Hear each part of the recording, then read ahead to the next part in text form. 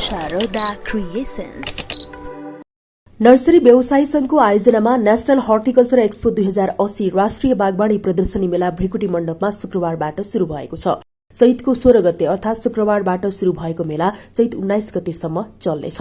Nursery व्यवसायी संघले पहिलो पटक आयोजना गरेको नेशनल हर्टिकल्चर एक्सपो 2080 को लागि सहयोगी संस्थाहरू एजीए एग्रो, त्यसैगरी नेपाल टेलिकम, राष्ट्रको संचार, त्यसैगरी कुमारी फ्लोरा फार्म, वनस्पति विभाग, पुष्प विकास केन्द्र लगायतका रहेका छन्। नर्सरी व्यवसायी संघले पहिलो पटक आयोजना गरेको नेशनल हर्टिकल्चर एक्सपोको उद्घाटनमा बोल्दै वन तथा वातावरण मन्त्री नवल किशोर शाह सुडीले नेपालमा उत्पादित फलफूल तथा नर्सरी जडीबुटी विदेशमा निर्यात गर्ने गरी उत्पादन गर्नको लागि व्यवसायीहरूलाई सुझाएका छन्। नेपालको उत्पादनभन्दा बढ़ी फूल तथा नर्सरी धेरै गुणा बढ़ी विदेशबाट आयात गर्नुपर्ने अवस्था दुखद रहेको मन्त्री शाहले बताए। हाम्रो देशको माटो, हाम्रो देशको पानी, वातावरण यस्तो छ जहाँ हामीलाई खास गरेर फ्लावरको, फूलको एक्सपोर्ट गर्नुपर्ने हो। तर दुर्भाग्य कस्तो छ हाम्रो, क्योंकि फूल पनि हाम्रो अधिकांश फूल पनि बाहिरबाट नै आइराखेको छ, जबकि हाम्रो देशमा सम्पूर्ण कुरा छ।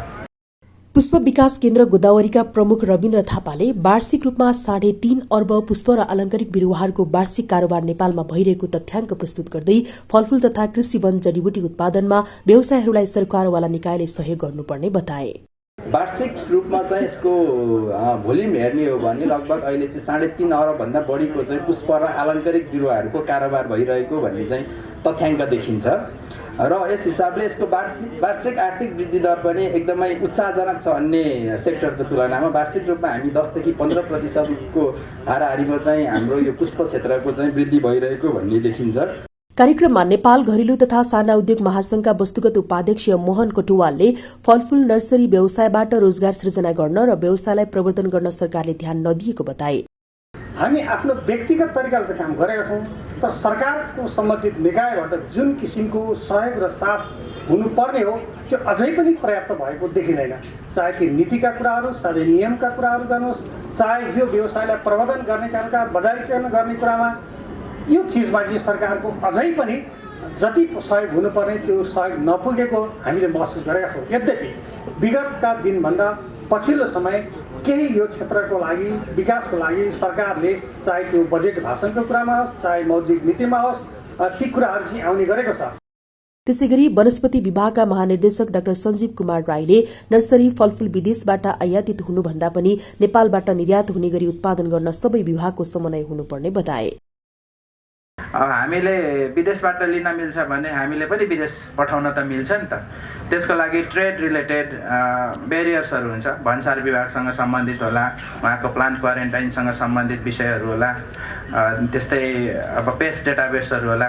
त्यो विषयमा वनस्पति विभाग र कृषि मन्त्रालयका अन्तर्गतका विभागहरू हामी सहकार्य गरेर अगाडि जाने गरी हामीले प्राविधिक सुरुवात गर्ने नै छौं।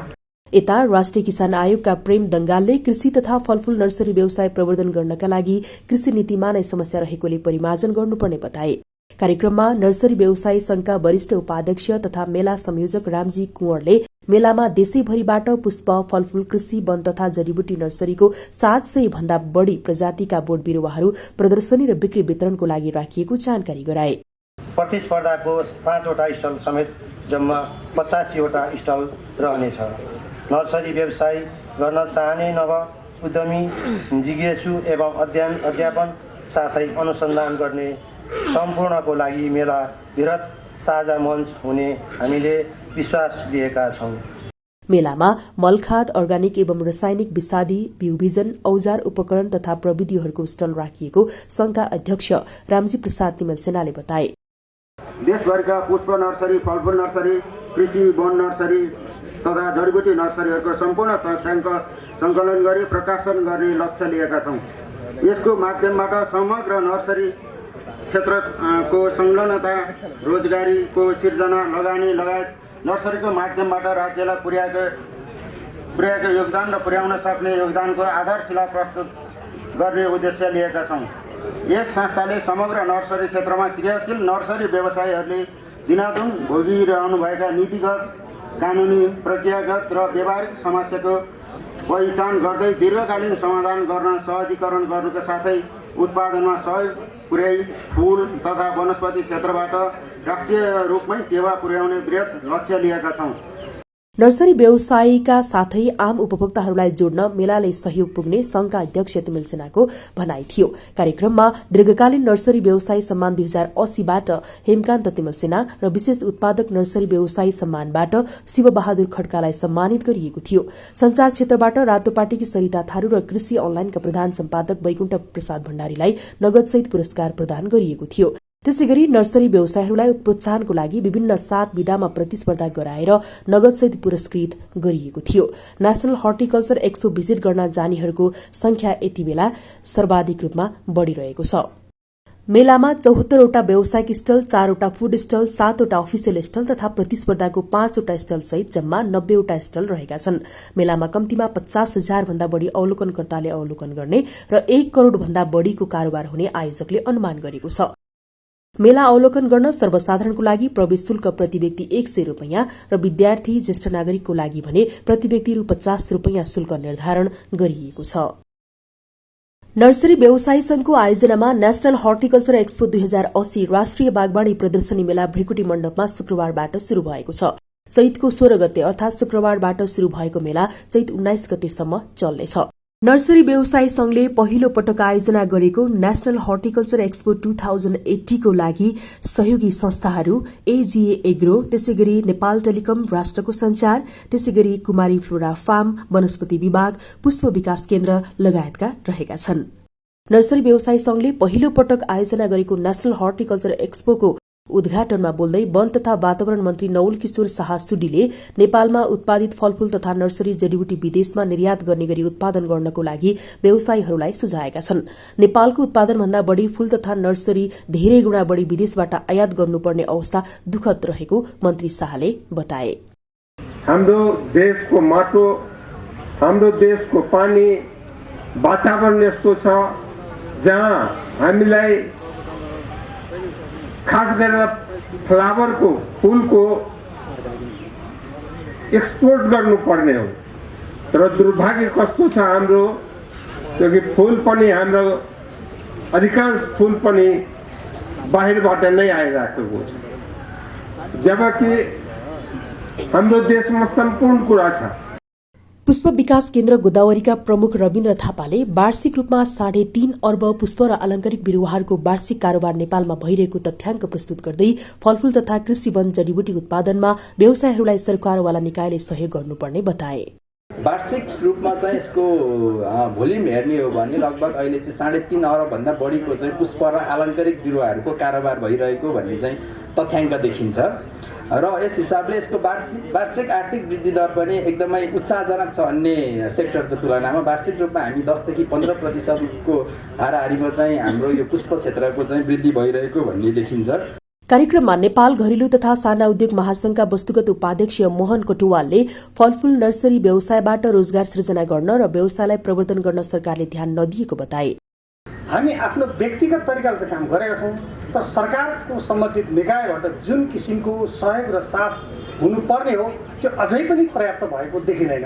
चाहे ती नीतिका कुराहरू, चाहे नियमका कुराहरू गर्नुहोस्, चाहे यो व्यवसायलाई प्रवर्धन गर्ने खालका बजारीकरण गर्ने कुरामा यो चिजमा चाहिँ सरकारको अझै पनि जति सहयोग हुनुपर्ने त्यो सहयोग नपुगेको हामीले महसुस गरेका छौँ। यद्यपि विगतका दिनभन्दा पछिल्लो समय केही यो क्षेत्रको लागि, विकासको लागि सरकारले चाहे त्यो बजेट भाषणको कुरामा होस्, चाहे मौद्रिक नीतिमा होस्, ती कुराहरू चाहिँ आउने गरेको छ। त्यसैगरी वनस्पति विभागका महानिर्देशक डाक्टर सञ्जीव कुमार राईले नर्सरी फलफूल विदेशबाट आयातित हुनुभन्दा पनि नेपालबाट निर्यात हुने गरी उत्पादन गर्न सबै विभागको समन्वय हुनुपर्ने बताए। हामीले विदेशबाट लिन मिल्छ भने हामीले पनि विदेश पठाउन त मिल्छ नि त। त्यसको लागि ट्रेड रिलेटेड ब्यारियर्सहरू हुन्छ, भन्सार विभागसँग सम्बन्धित होला, उहाँको प्लान्ट क्वारेन्टाइनसँग सम्बन्धित विषयहरू होला, त्यस्तै अब पेस्ट डेटाबेसहरू होला। त्यो विषयमा वनस्पति विभाग र कृषि मन्त्रालयका अन्तर्गतका विभागहरू हामी सहकार्य गरेर अगाडि जाने गरी हामीले प्राविधिक सुरुवात गर्ने नै छौँ। यता राष्ट्रिय किसान आयोगका प्रेम दंगालले कृषि तथा फलफूल नर्सरी व्यवसाय प्रवर्धन गर्नका लागि कृषि नीतिमा नै समस्या रहेकोले परिमार्जन गर्नुपर्ने बताए। कार्यक्रममा नर्सरी व्यवसायी संघका वरिष्ठ उपाध्यक्ष तथा मेला संयोजक रामजी कुँवरले मेलामा देशैभरिबाट पुष्प, फलफूल, कृषि, वन तथा जडीबुटी नर्सरीको 700 भन्दा बढ़ी प्रजातिका बोट बिरूवाहरू प्रदर्शनी र बिक्री वितरणको लागि राखिएको जानकारी गराए। प्रतिस्पर्धाको 5वटा स्टल समेत जम्मा 85वटा स्टल रहनेछ। नर्सरी व्यवसाय गर्न चाहने नव उद्यमी, जिज्ञासु एवं अध्यापन साथै अनुसन्धान गर्ने सम्पूर्णको लागि मेला वृहत साझा मञ्च हुने हामीले विश्वास दिएका छौं। मेलामा मलखाद, अर्ग्यानिक एवं रासायनिक विषादी, बिउबिजन, औजार, उपकरण तथा प्रविधिहरूको स्टल राखिएको संघका अध्यक्ष रामजी प्रसाद तिमल सेनाले बताए। देशभरका पुष्प नर्सरी, फलफूल नर्सरी, कृषि वन नर्सरी तथा जडीबुटी नर्सरीहरूको सम्पूर्ण तथ्याङ्क सङ्कलन गरी प्रकाशन गर्ने लक्ष्य लिएका छौं। यसको माध्यमबाट समग्र नर्सरी क्षेत्रको संलग्नता, रोजगारीको सिर्जना, लगानी लगायत नर्सरीको माध्यमबाट राज्यलाई पुर्याएको योगदान र पुर्याउन सक्ने योगदानको आधारशिला प्रस्तुत गर्ने उद्देश्य लिएका छौं। यस संस्थाले समग्र नर्सरी क्षेत्रमा क्रियाशील नर्सरी व्यवसायीहरूले दिनादिन भोगिरहनुभएका नीतिगत, कानुनी, प्रक्रियागत र व्यावहारिक समस्याको पहिचान गर्दै दीर्घकालीन समाधान गर्न सहजीकरण गर्नुका साथै उत्पादनमा सहयोग पुर्याई फूल तथा वनस्पति क्षेत्रबाट राष्ट्रिय रूपमै टेवा पुर्याउने वृहत लक्ष्य लिएका छौं। नर्सरी व्यवसायीका साथै आम उपभोक्ताहरूलाई जोड्न मेलाले सहयोग पुग्ने संघका अध्यक्ष तिमल सेनाको भनाई थियो। कार्यक्रममा दीर्घकालीन नर्सरी व्यवसायी सम्मान 2080बाट हेमकान्त तिमल सेना र विशेष उत्पादक नर्सरी व्यवसायी सम्मानबाट शिवबहादुर खड्कालाई सम्मानित गरिएको थियो। संचार क्षेत्रबाट रातोपाटीकी सरिता थारू र कृषि अनलाइनका प्रधान सम्पादक वैकुण्ठ प्रसाद भण्डारीलाई नगदसहित पुरस्कार प्रदान गरिएको थियो। त्यसैगरी नर्सरी व्यवसायीहरूलाई प्रोत्साहनको लागि विभिन्न 7 विधामा प्रतिस्पर्धा गराएर नगदसहित पुरस्कृत गरिएको थियो। नेशनल हर्टिकल्चर एक्सपो भिजिट गर्न जानेहरूको संख्या यति बेला सर्वाधिक रूपमा बढ़िरहेको छ। मेलामा 74वटा व्यावसायिक स्टल, 4वटा फूड स्टल, 7वटा अफिसियल स्टल तथा प्रतिस्पर्धाको 5वटा स्टल सहित जम्मा 90वटा स्टल रहेका छन्। मेलामा कम्तीमा 50,000 भन्दा बढ़ी अवलोकनकर्ताले अवलोकन गर्ने र 1 करोड़ भन्दा बढ़ीको कारोबार हुने आयोजकले अनुमान गरेको छ। मेला अवलोकन गर्न सर्वसाधारणको लागि प्रवेश शुल्क प्रति व्यक्ति 100 रुपैयाँ र विद्यार्थी, ज्येष्ठ नागरिकको लागि भने प्रति व्यक्ति रु 50 रुपैयाँ शुल्क निर्धारण गरिएको छ। Sharoda Creations